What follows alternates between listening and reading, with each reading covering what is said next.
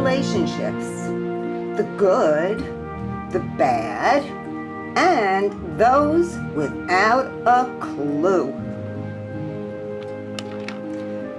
Due to sensationalized media coverage of abusive relationships among celebrities that result in few ramifications for the abusers, and the victim's willingness to overlook the hurtful behavior or accept blame for bringing it on, many teenagers today have mixed messages about their own rights and worth.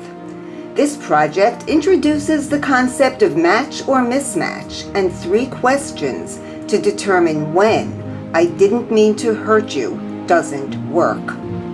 What's manipulation? Know what to do, like you control them.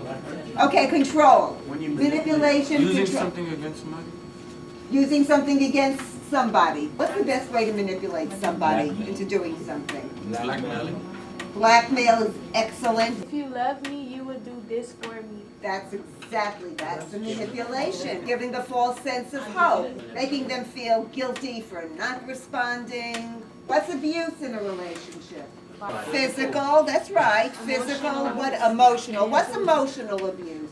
Getting somebody to think you feel a certain way when you really don't. In an abusive relationship, we know there's manipulation.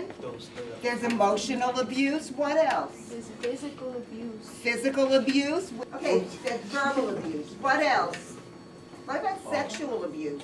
When we have different kinds of relationship abuse, the question is, why stay in that kind of a relationship? They're scared of what's going to happen after. Okay, you got it. They're scared of what's going to happen. What could happen after? Let's just say, they say, if you leave me, I'm going to kill your family. Or, if you don't have sex with me, I'm going to kill your family. Okay, so threats of pain or death to somebody that you care about. What about just plain fear of being alone? How many people confuse having somebody, even if they're terrible to them, with love? Because they probably grew up seeing whatever they're going through and they feel like it's the right thing to do. Exactly. Because very often, unfortunately, we follow our role models. How do you know when a relationship is a good one? When you're happy and you feel comfortable. Okay, when you're happy and you're comfortable. And what's your criteria?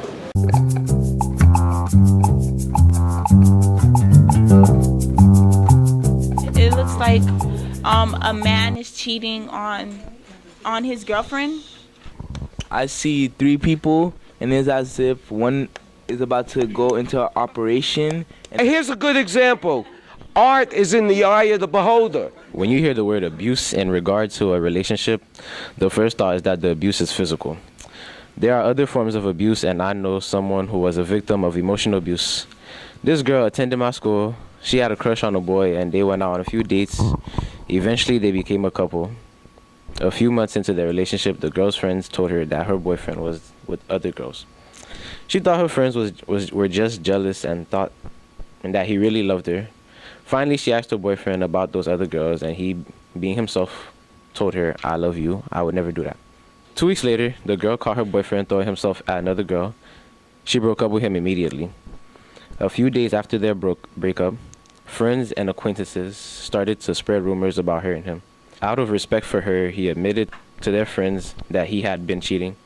Once the rumors simmered, they became friends. How would you react?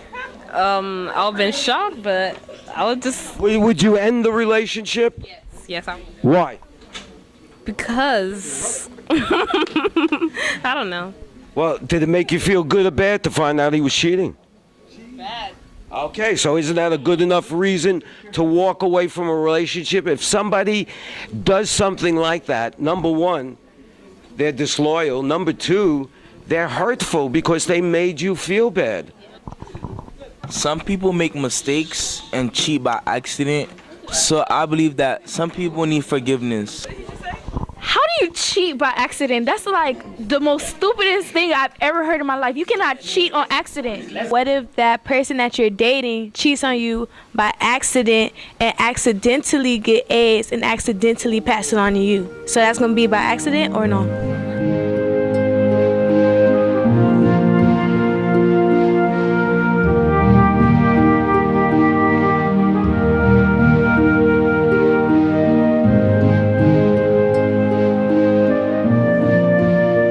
What do you see? I see a couple walking down the park and it look like they talking to each other or whatever.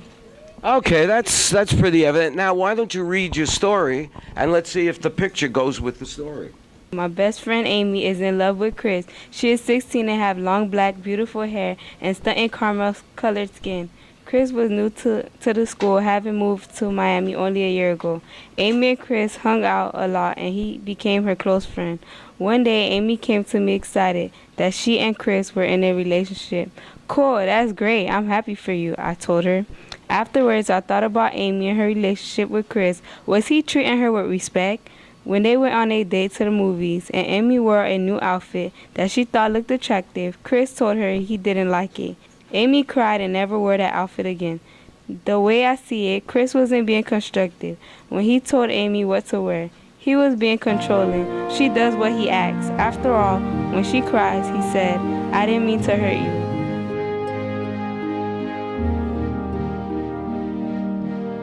The real truth about relationships is based on...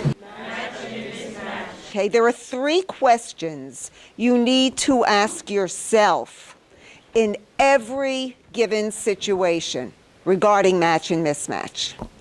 How do I feel about myself before I'm in the situation or with the person? How do I feel about myself in the situation or when I'm with the person?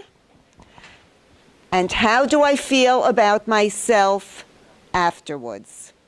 So if you go through life thinking of everything in terms of match or mismatch, it makes it very easy to walk away when it's a negative situation or when you're involved in a mismatch. And that should be your criteria for everything that you do. It's how do I feel about myself before, during, and after. If it's good, it's a match. If it's bad, it's a mismatch.